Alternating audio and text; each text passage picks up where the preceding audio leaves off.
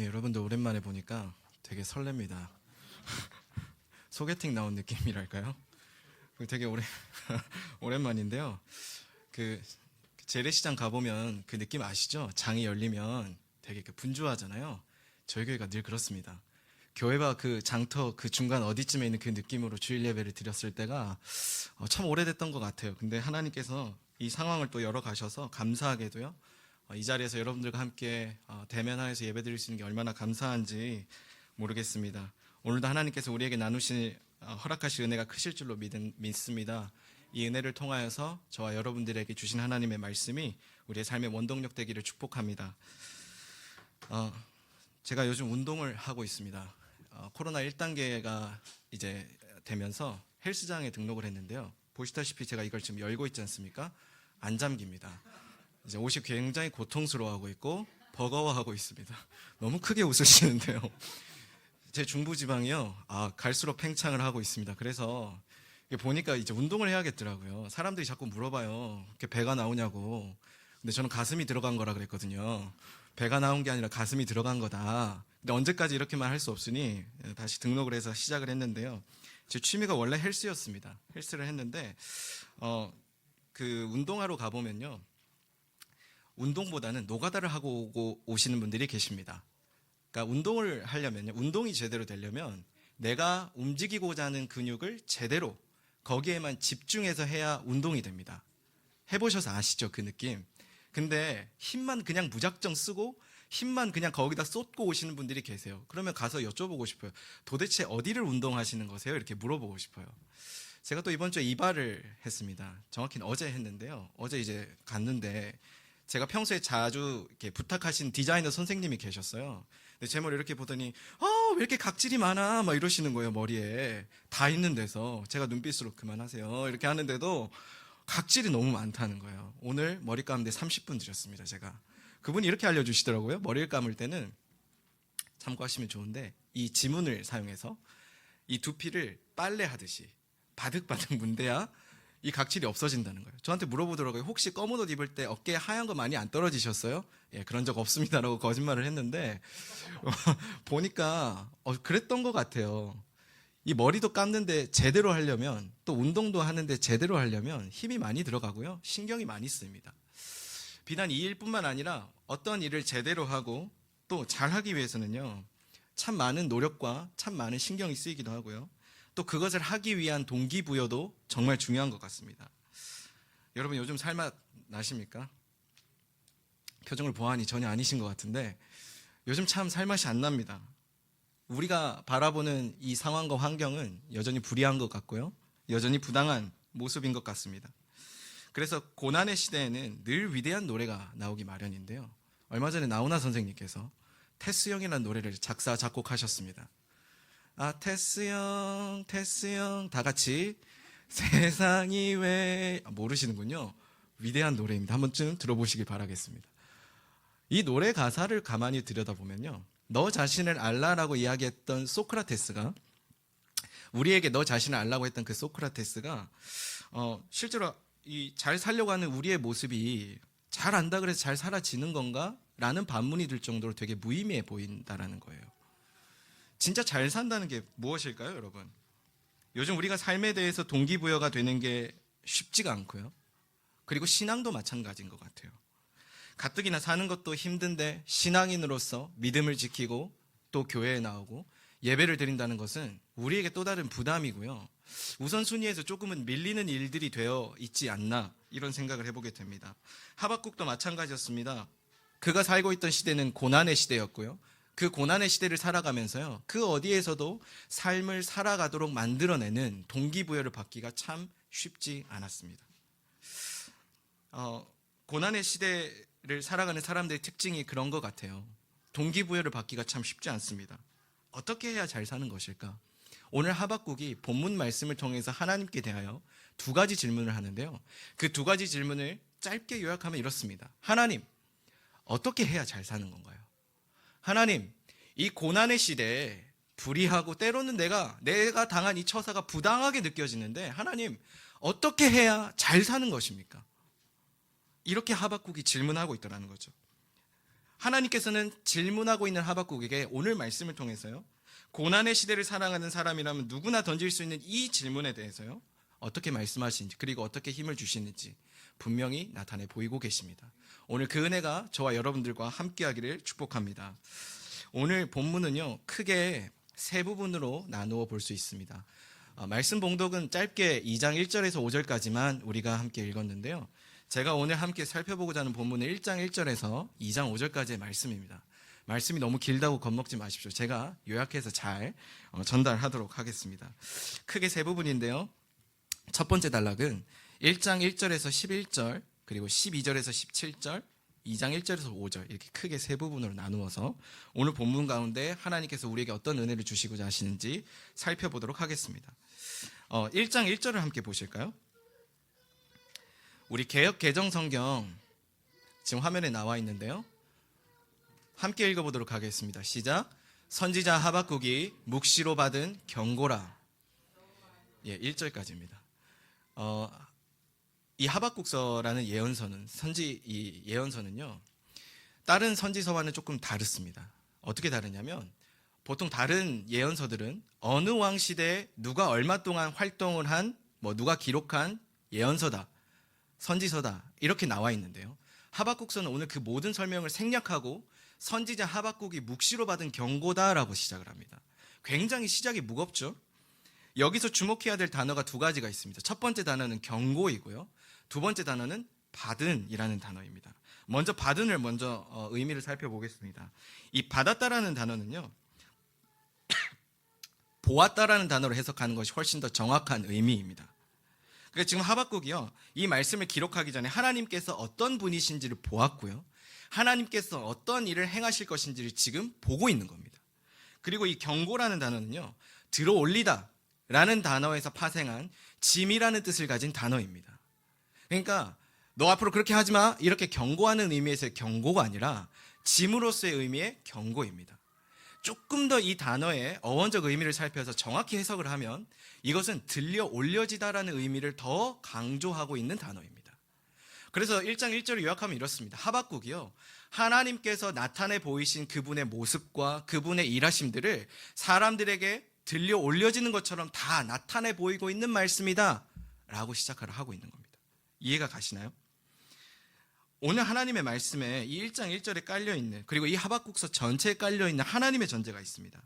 하박국이 기록한 이 경고를 통해서요, 하나님께서 지금 어떠한 일들을 성취해 가고 계시는지를 내가 반드시 보여주겠다, 내가 너희에게 어떤 존재이며 내가 너희에게 어떠한 일을 성취할 것인지를 보여주겠다, 이러한 전제가 깔려있는 겁니다. 그분은요, 우리의 중심을 정확하게 보시고 있는 분이십니다. 우리의 형편과 처지를 너무나 잘 알고 있는 분이세요. 그래서요, 우리의 형편과 처지를 무시한 채로 너 왜 그렇게밖에 못 살았어, 너 왜 그렇게밖에 살지 못해, 경고하시는 분이 아니세요. 그래, 그렇게밖에 살지 못하는 우리를 위해서, 내가 너희를 위해서 어떠한 일을 하는지 내가 분명히 보여줄게, 이렇게 말씀하시는 분이 우리 하나님이시라는 겁니다. 1장 2절에서 4절까지의 말씀의 내용은 이렇습니다. 하박국이 질문을 해요, 하나님께. 하나님, 어떻게 하나님 통치하시는 곳에서 불의한 일이 나타날 수 있습니까?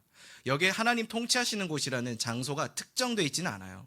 직접적으로 언급되어 있지는 않는데 몇 가지 단어들을 통해서 유추해 볼 수 있습니다. 2절부터 3절까지 말씀을 보실까요? 화면에 나와 있는데요, 여기에는 6가지의 죄악들이 나옵니다. 겁탈, 죄악, 강포, 폐역, 변론, 분쟁, 바로 그것들인데요, 이거는요, 그 왕국 안에 소속되어 있는 지도층들이 할 수 있는 범죄들입니다. 그러니까 다시 말하면요, 남유다 왕국의 지도층들이 지금 패역한 채로 나라를 엉망으로 만들고 있는 거예요. 이 특별히 겁탈이라는 의미를 한번 제가 설명을 드리고 싶은데요, 지도층들이 폭력을 써서 부와 재산을 축적하는 거예요. 부당한 방법으로. 불의한 상황이죠. 그들이 강제로 누군가의 재물을 빼앗는 거예요. 뒤에 보시면 변론이라는 단어가 보이시죠?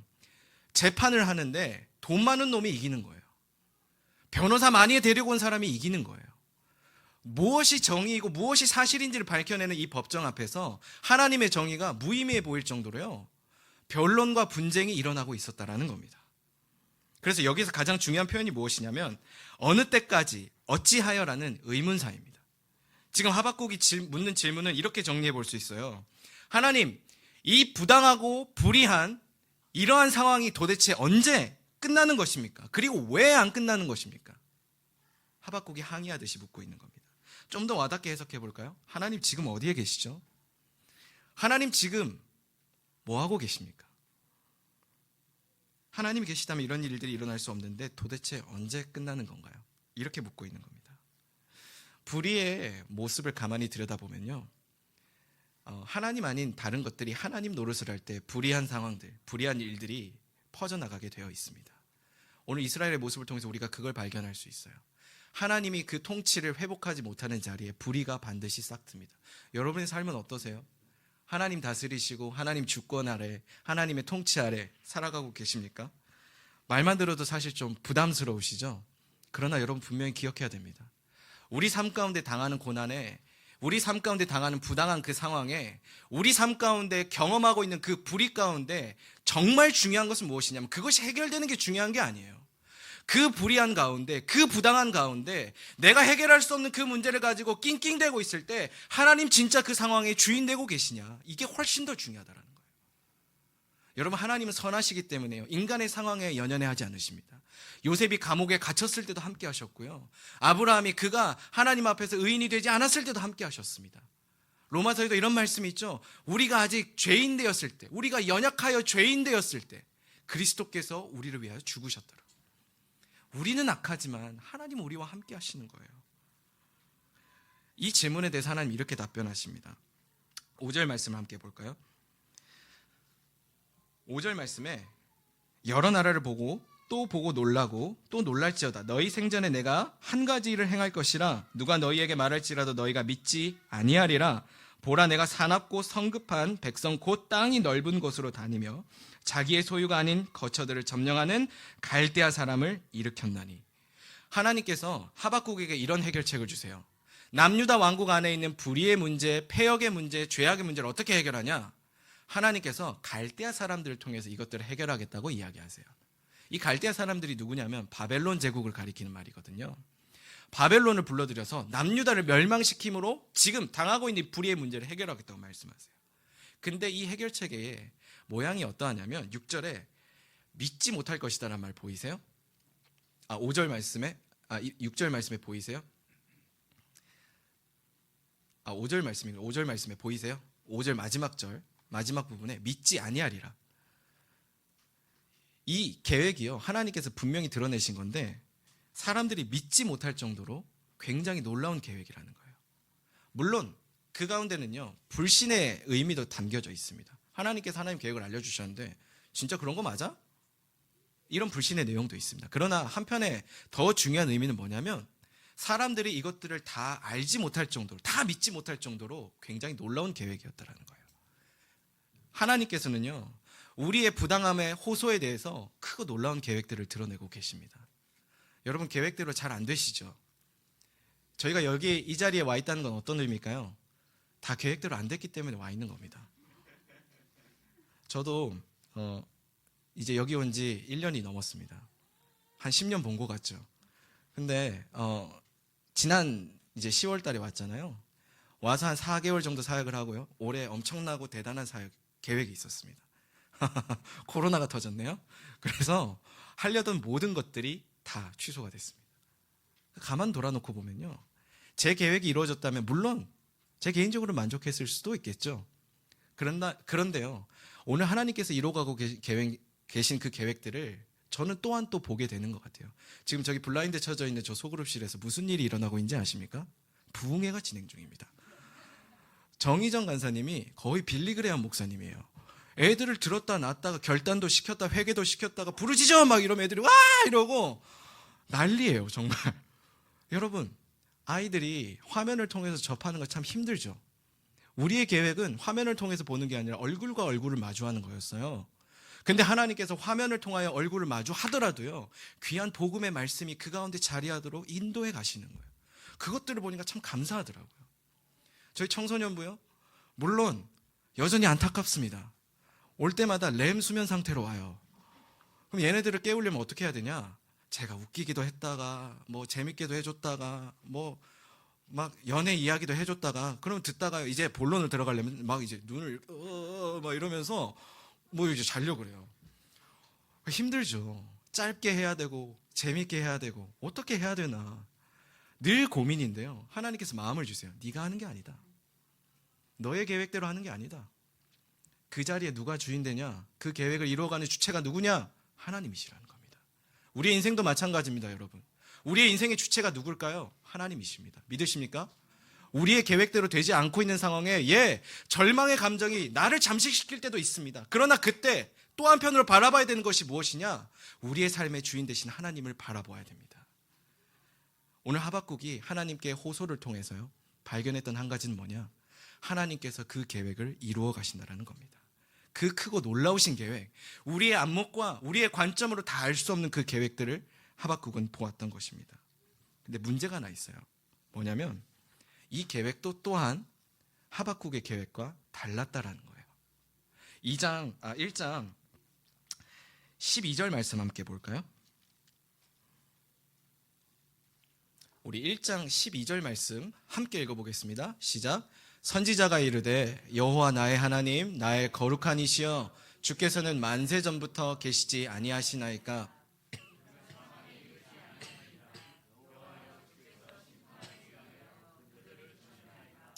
반석이시여 주께서 경계하기 위하여 그들을 세우셨나이다. 지금 이 내용이 어떤 거냐면요. 하나님, 오케이, 바벨론 뭐 이렇게 하시는 거 좋습니다. 그런데요, 바벨론 우리보다 의인이 아닌데 어떻게 의인이 우리를 바벨론을 통하여 심판받게 하시죠? 지금 이 내용이에요. 그들은요, 심판받기 위해 만들어진 사람들이고 오히려 저 경계에 두어야 되는 사람들인데 왜 바벨론이 우리를 심판하냐고요. 하나님, 부당함에 대해서 이야기하고 있어요. 여러분, 이게 이런 것과 같아요. 자녀들을 길러보신 분들은 아시겠지만 아이들이 잘못하면 엄마한테 혼나는 게 덜 무서울까요? 아빠한테 혼나는 게 덜 무서울까요? 물론 가정마다 특징이 있겠지만 대체적으로는 아빠한테 혼나는 게 더 무섭습니다. 그렇죠? 그래서 아빠한테 혼날 때 엄마가 이렇게 말려요. 아, 여보, 애 죽겠어. 그만 때려. 그만 때려. 그러면 이제 또 부모님들끼리 싸워요. 당신이 그렇게 하니까 애가 그렇게 되는 거 아니야? 막 이러면서 막 싸워요. 그러면 애는 다시 구원을 얻고 자기 방에 돌아가서 6월절 그 어린 양의 피로 구원을 받아요. 그렇게 이제 안심을 얻는데 가끔 이럴 때가 있어요. 엄마들이요. 여보, 오늘 이 새끼 좀 맞아야 돼. 이놈 새끼 아주 그냥 그럴 때가 있죠. 이제 하박국이 지금 그렇게 말하고 있는 거예요. 하나님, 남유다 쳐 맞아야 됩니다. 남유다 혼나야 됩니다. 근데 한편에 주석을 하나 더 달죠. 뭐라고요? 왜 하필이면 바벨론이냐는 거예요. 제 계획으로 보면, 우리의 계획으로 보면, 하박국의 계획으로 보면 유다의 사자가 와서 이 지금 패역한 남유다를 개혁해야 돼요. 더 뛰어난 탁월한 선지자들이 일어나서 경고의 말씀을 그들에게 끊임없이 선포해서 그들이 새로워져야 돼요. 그런데 오늘 하나님의 계획은 무엇이죠? 부당하고 불의한 그 바벨론이라는 세력을 통해서 이스라엘을, 남유다를 심판하시겠다는 겁니다. 이 부당하다라는 이 단어의 어떤 직접적인 내용을 이렇게 저는 생각해 볼 것 같아요. 내 계획과 하나님의 계획이 다르다. 신앙인의 입장이 아니면 부당하다는 말이 어떻게 해석이 될까요? 내 계획대로 잘 되지 않는다. 이때 우리가 부당함을 느낄 것 같아요. 여러분, 혹시 여러분의 모습이 전부 마음에 드십니까? 저도 그렇지 않습니다. 저도 키가 여기서 5cm만 컸으면 좋겠습니다. 지금 제 키가 2m 좀 안 되는데 5cm만 더 크면 더 안 될 것 같아서 사실은 저도 키가 컸으면 좋겠다는 생각을 늘 해요. 그리고요, 요즘 제가 최근에 봤던 드라마 중에 하나가 사랑의 불시착이라는 드라마입니다. 보셨나요? 하하, 너무 말씀과 기도만 하시는 거 아닙니까? 사랑의 불시착 한 번쯤 보신 분들 계실 텐데요. 주인공이 있습니다. 리정혁 대위라는 북한군 대위와 윤세리라는 남한의 재벌 기업 딸이 있는데 이 둘이 어떻게 되게 아무튼 막 기가 막힌 어떤 과정을 통해서 만나요. 그래서 만났는데 둘이 이제 같이 앉아서 와인을 한 잔 이렇게 마시고 있는데 리정혁 대위가 이 옆에 있는 윤세리에게 이렇게 말을 해요. 성대모사를 연습을 했는데 잘 안 돼가지고 보고 싶소. 당신이 늙어가는 것을 그리고 흰머리가 나는 것을. 여러분 현실에서 이 말을 하면 어떻게 될까요? 집에서 쫓겨납니다. 드라마를 너무 잘 따라하면요 현실이 안타까워져요.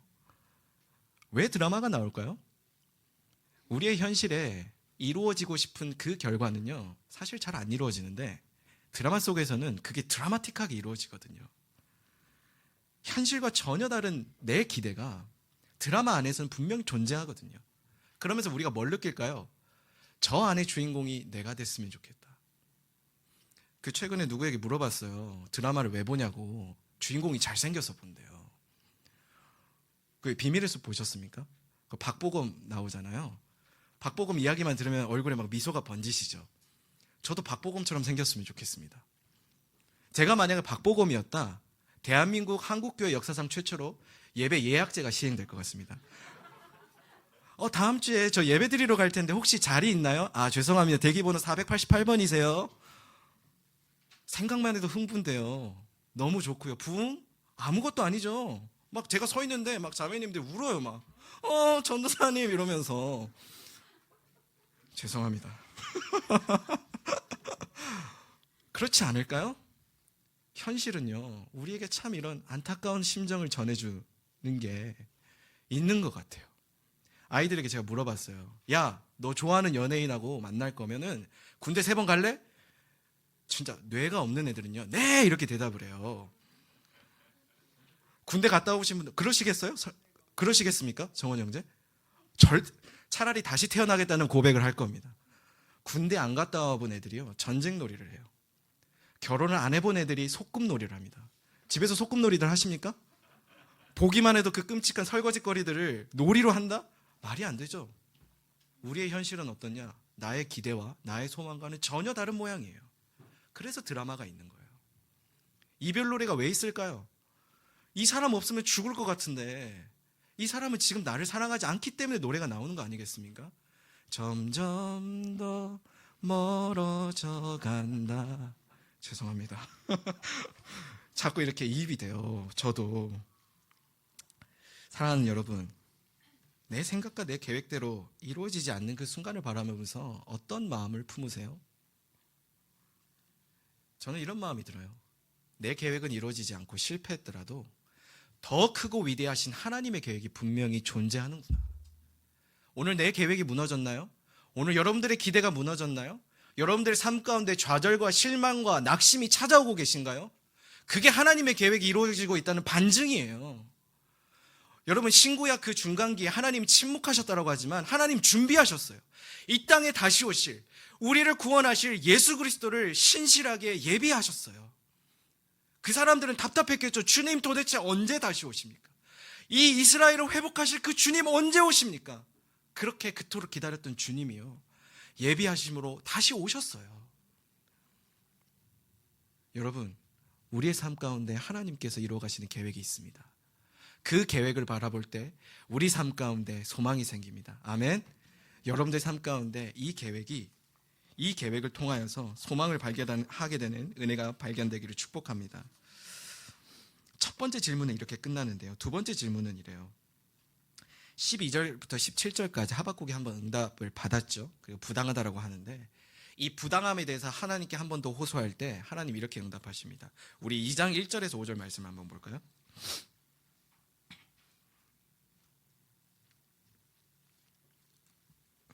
2장 1절 말씀을 보면요, 파수하는 곳에 서며 성로에 서리라. 그가 내게 무엇이라 말씀하실는지 기다리고 바라보며 나의 질문에 대하여 어떻게 대답하실는지 보리라 하였더니. 이 말씀도요 조금 의미를 살펴보았으면 좋겠는데요. 여기에 나와 있는 이 질문이라는 단어는요 사실 원어로 번역하면 항의입니다. 하나님께 대하여 항의하고 있는 거예요. 그리고 내가 어떻게 대답할지라는 저 구절 보이십니까? 질문에 대하여 어떻게 대답하실는지.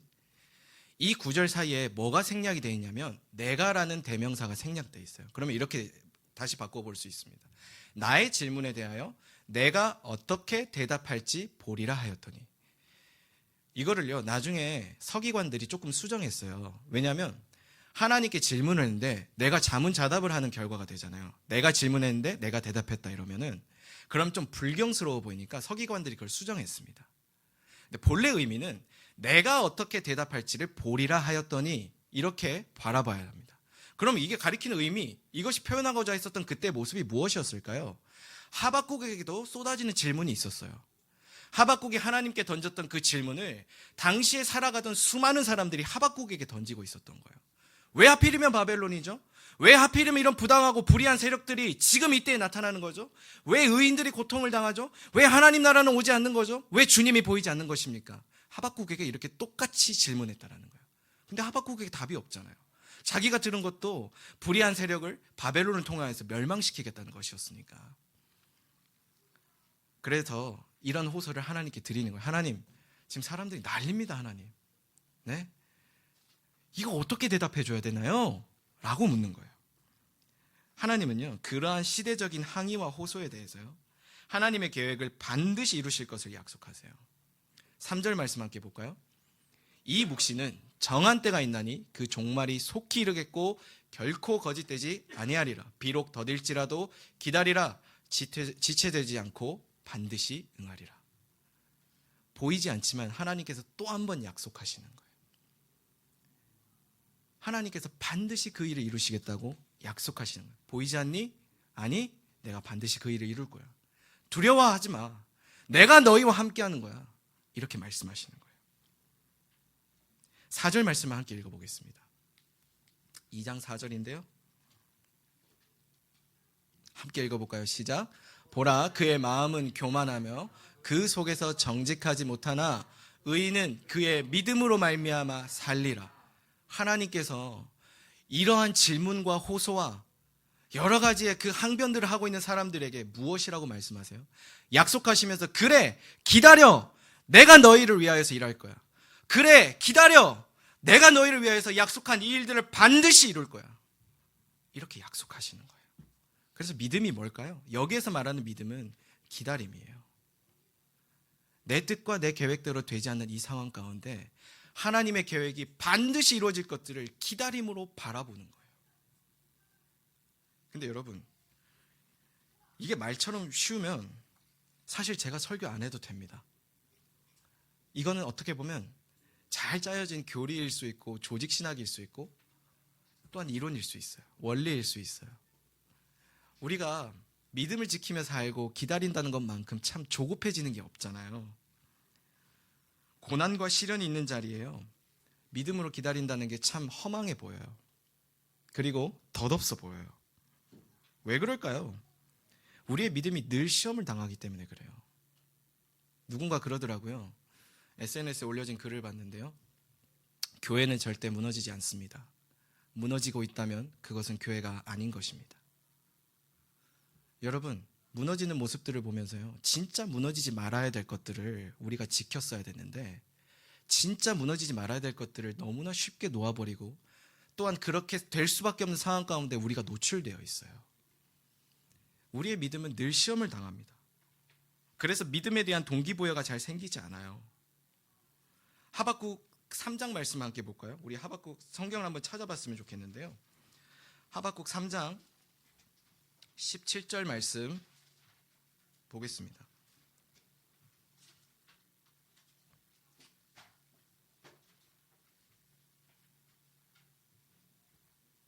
제가 읽어드릴게요. 비록 무화과 나무가 무성하지 못하며 포도나무에 열매가 없으며 감람나무에 소출이 없으며 밭에 먹을 것이 없으며 우리의 양이 없으며 외양간에 소가 없을지라도 18절에 이어서 이렇게 말하죠. 나의 구원의 하나님으로 말미암아 기뻐하리로다. 여러분, 이걸 객관적인 입장에서 뭐라고 하냐면 정신병자라고 합니다. 왜일까요? 지금 제 손에는요, 내가 원하는 소출, 내가 원하는 소, 내가 원하는 양이 있어야 더 합당한 감사를 할 수 있는 것처럼 보여요. 왜 우리 삶의 동기부여가 되지 않을까요? 믿음으로 사는데 내 손에 쥐어진 게 아무것도 없는 거예요. 믿음으로 기다렸는데 여전히 내 삶이 무의미해 보여요. 남들은 취직 다 되는데, 남들은 결혼 다 되는데, 남들은 다 잘 사는데 내 인생 왜 이렇지? 심지어 그 사람이 신앙인이에요. 그러면 그 사람 마음 가운데 어떤 마음이 들까요? 이 믿음 지켜 뭐하나? 이 믿음이 도대체 나한테 어떤 의미를 갖지? 내가 왜 기다려야 되지? 이런 생각을 자연스럽게 하게 되는 겁니다. 그런데요, 그때마다 우리에게 그 비참하게 주어졌던 그 결과가 무의미하게 느껴지는 그때예요, 하나님의 해결책이 하나 있습니다. 무엇이냐? 우리를 대신하여서 대신 무기력해지신 그 주님을 바라볼 때요, 우리에게 한 가지 소망이 생겨요. 우리 말씀 함께 읽어봤으면 좋겠는데요, 갈라디아서 2장 20절 말씀입니다. 제가 읽어드릴게요. 내가 그리스도와 함께 십자가에 못 박혔나니 그런즉 이제는 내가 사는 것이 아니요 오직 내 안에 그리스도께서 사시는 것이라. 이제 내가 육체 가운데 사는 것은 나를 사랑하사 나를 위하여 자기 자신을 버리신 하나님의 아들을 믿는 믿음 안에서 사는 것이라. 내가 생각하는 그 결과가요, 십자가에서 다 못 박혔어요. 내가 생각하는 그 무의미한 순간들이요, 예수 그리스도의 십자가 안에서 전부 해결함을 받았어요. 여러분, 우리의 결과가 없음을 통해서 우리가 무의미해지죠. 내 존재가 의미 없어 보이죠? 아니에요. 그렇게 의미 없을 수밖에 없는 내가 십자가에 못 박혀서요, 더 이상 의미 없는 존재가 아니게 된 거예요. 사실은 내가 얻고자 하는 그 결과가 아니었던 거죠. 결과가 과정으로 바뀌게 되는 놀라운 은혜가 있는 거예요. 내가 지금 내 손에 잡힌 게 아무것도 없기 때문에 의미 없는 존재인 게 아니라 이 과정을 통하여서 진짜 얻게 하실 그 하나님의 놀라운 결과에 이르게 하시는 은혜가 있기 때문에 내가 의미 있는 거예요. 하나님께서는 우리를 어떻게 인도하실까요? 소망의 항구로 인도하세요. 하나님께서는 우리를요, 이 모든 과정을 지나서 무의미하다고 느껴지는, 내 결과만 보면 내 존재가 무의미해 보이는데 그 무의미하다고 생각되는 그 모든 과정들을 통하여서 하나님께서 허락하여 주실 수 있는 영원한 소망과 영원한 은혜와 영원한 안식과 영원함으로 인도하시는 그 은혜가 있다는 겁니다. 그래서 갈라디아서 3장 27절 말씀에 이런 말씀이 있습니다. 누구든지 그리스도와 합하기 위하여 세례받은 자는 그리스도로 옷 입었느니라. 무의미한 존재로 살아가는 듯하게 보이지만 우리는 예수 그리스도로 옷 입게 됩니다. 그분과 연합하며 살아가게 돼요. 그래서요, 내가 지금 겪고 있는, 내가 생각하는 이 무의미한 순간이요, 주님과 함께하는 순간으로 바뀌게 되는 거예요. 여러분, 떠나고 싶은 순간들이 있으시죠? 지금 해결받고 싶은 그 순간들이 있으시죠? 마음에 안 드는 여러분들 모습이 있으시죠? 그 자리를 주님 사랑하심으로 찾아가십니다. 그 자리를 주님이 붙들고 계십니다. 내가 너와 함께하리라, 내니 두려워 말라, 그렇게 말씀하시는 주님이 여러분의 삶 가운데 함께한다는 겁니다. 믿으십니까? 우리의 삶을 바라보면요, 그냥 무의미해 보일 수 있어요. 그런데 주님을 바라보면 주님이 그 자리에 함께하는 거예요. 그래서 그 자리에 얻어지는 것이 아무것도 없어도 주님으로 인하여 기뻐하고 감사할 수 있는 거예요. 여기 많은 기도 제목들이 붙어 있는데요, 보면서도 더 감사할 것 같아요. 근데 우리의 진짜 감사가 이제는 내 손에 쥐어진 것 때문이가 아니라 주님 때문에 감사였으면 좋겠습니다. 주님이 이 땅 가운데 무의미해지시기 위해서 어린 양으로 오셨습니다. 요한복음 1장 말씀에 이런 말씀이 있습니다. 예수께서 자기에게 나아오심을 보고 이르되 보라, 세상 죄를 지고 가는 하나님의 어린 양이다. 예전에는 구약시대 때 제사는요, 제물을 가지고 오면 거기에 양 머리에 손을 얹고 자기의 죄를 전과, 그러니까 떠넘겼어요. 그때 각을 뜨고 가죽을 벗겨내고 잔인하게 죽였죠. 그렇게 이렇게 머리에 손을 얹으면서 자기의 죄를 고백하는 거예요. 양도 아마 깜짝 놀랐을 거예요. 내 주인이 이렇게 더러운 놈이었다는, 그때 깨달았으니까. 그 모습을 보면서요, 사람들은 자기의 죄의 문제가 다 해결됐을 거라고 생각했던 거예요. 근데 진짜 해결됐을까요? 아니요. 여전히 무의미한 순간들이 그들 앞에 있었어요. 제사를 지내고 왔는데 또 죄의 유혹이 찾아오는 거예요. 하나님 앞에 열심히 살았는데 여전히 부당한 순간이 우리 눈앞에 있는 거예요. 무의미해 보일 수밖에 없는 우리의 존재적 연약함을 해결하시기 위해 어린 양으로 이 땅 가운데 주님이 오셨습니다. 오셔서 무의미해지셨어요. 사람들이 그걸 바라보면서 참 이렇게 조롱하잖아요. 야, 십자가에서 내려와봐. 죽은 사람도 살렸다며.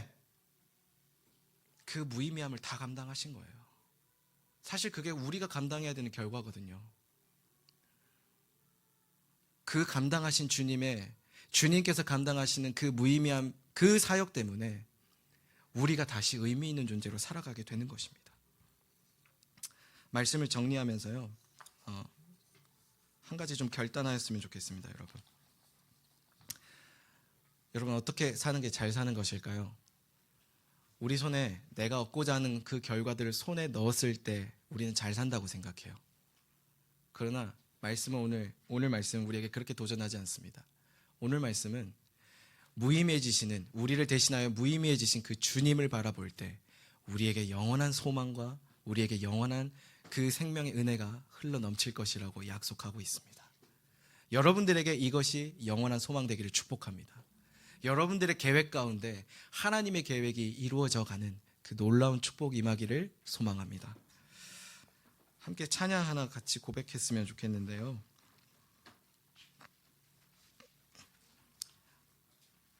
오늘 말씀을 묵상하다가 이 찬양이 참 많이 떠올랐습니다. 나는 믿네 라는 찬양인데요, 가사의 내용이 참 우리의 마음에 와닿는 부분들이 아닌가 생각이 들었습니다. 우리 함께 고백하면서 들었던 말씀을 기억하며 함께 결단하였으면 좋겠습니다.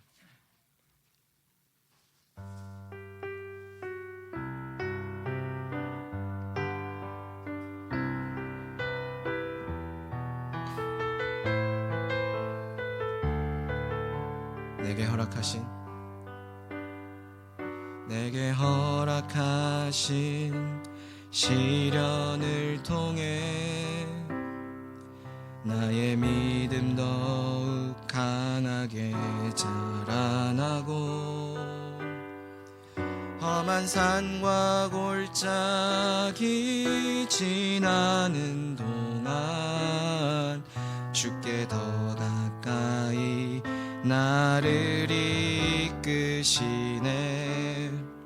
내가 겪는 시험이 어렵고 힘겨워도 내 주님보다 크지 않네. 내 앞에 바다가 갈라지지 않으면 주가 나로 바다 위 걷게 하리. 나는 믿네. 주의 능력으로 내 삶 새롭게 되리. 나는 믿네. 주의 능력으로 담대히 나가리라. 주와 함께 싸워 승리하리라. 날마다 믿음으로 나 살아. 우리 한 번 더 고백할까요? 내게 허락하신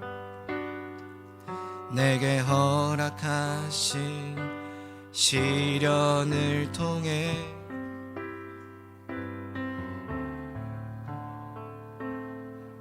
자라나고 험한 산과 골짜기 지나는 동안 주께 더 가까이 나를 이끄시네.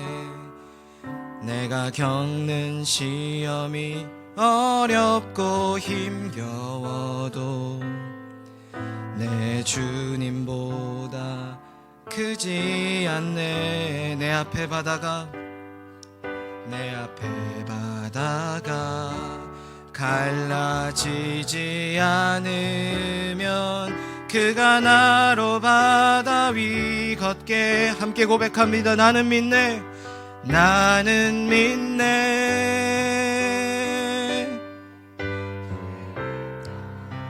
내 삶 새롭게 되리. 나는 믿네. 주의 능력으로 담대히 나가리라. 주와 함께 싸워 승리하리라. 날마다 믿음으로 나. 우리 한 번 더 고백하면 나는 믿네.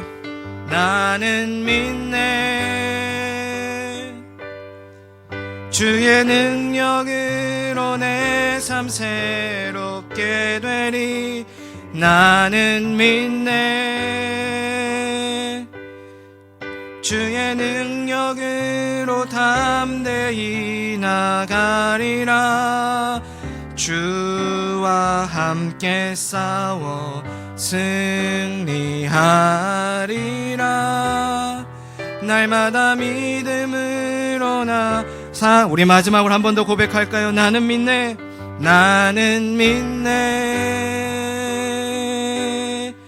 주의 능력으로 내 삶 새롭게 되리.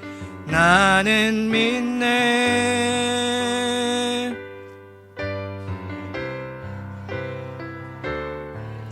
나가리라. 주와 함께 싸워 승리하리라. 날마다 믿음으로 나 살아가리. 우리 함께 기도하였으면 좋겠습니다. 주님, 나의 계획이 이루어지지 않고 나의 소망이 이루어지지 않는 현실을 살아가며 불의함과 부당함을 느꼈지만 주님, 나를 대신하여 무임해지신 주님을 바라보며 다시 한번 소망을 회복하기 원한다라고 우리 이렇게 함께 기도하며 나아갔으면 좋겠습니다. 주님, 우리 가운데 무너진 믿음을 회복시켜 주시고 우리 가운데 소망을 더하시는 주님을 바라보게 해달라고 우리 다같이 한 목소리로 통성으로 기도하며 나아가도록 하겠습니다. 주님, 우리 가운데 함께 하시는 그 모습을 바라보게 하여 주시옵소서. 주님, 나의 계획과 나의 소망이 무너지는 이 삶의 자리 가운데 함께 하시는 그 주님을 바라보기 원합니다. 주여 함께 하시고 주님의 계획이 신실하게 이루어져 가고 있음을 바라보게 하시며 주님이 우리와 함께 하심을 바라보게 하시며 믿음으로 붙들며 나아가게 하여 주시옵소서. 우리의 소망 되시는 주님, 소원의 항구로 인도하시는 주님, 주님을 바라보며 주님을 힘입어 우리가 살아가기를 원합니다. 주여 함께 하여 주시옵소서. 주님, 우리와 함께 하여 주시옵소서. 가진 것으로 인하여서 감사하는 것이 아니라 갖지 못하는 것으로 인하여서 원망하는 것이 아니라 주님을 바라보며 주님께서 인도하실 그 소망을 우리의 소망 삼으며 하나님 앞에 감사함으로 나아가게 하여 주시옵소서. 주여, 우리와 함께 하여 주시옵소서. 믿음을 회복하게 하여 주시옵소서. 사랑과 은혜가 풍성하신 주님, 우리는 지금까지 가진 것 때문에 감사했고 갖지 못한 것 때문에 원망했습니다. 그래서 때로는 믿음을 잃고 신앙인이라고 말했지만 믿음 없는 자로 살아갔음을 주님 앞에 고백합니다. 주님, 우리를 긍휼히 여기시고 우리 가운데 무너진 믿음이 다시금 회복되는 은혜가 있게 하여 주시옵소서. 가진 것 때문에 감사하는 것이 아니라 갖지 못한 것 때문에 원망하는 것이 아니라 하나님 때문에 감사하게 하여 주시옵소서. 여호와 하나님으로 말미암아 즐거워하며 기뻐하는 인생 살아가도록 우리를 붙들어 주시옵소서. 사랑이 많으신 예수님의 이름으로 기도드립니다. 아멘.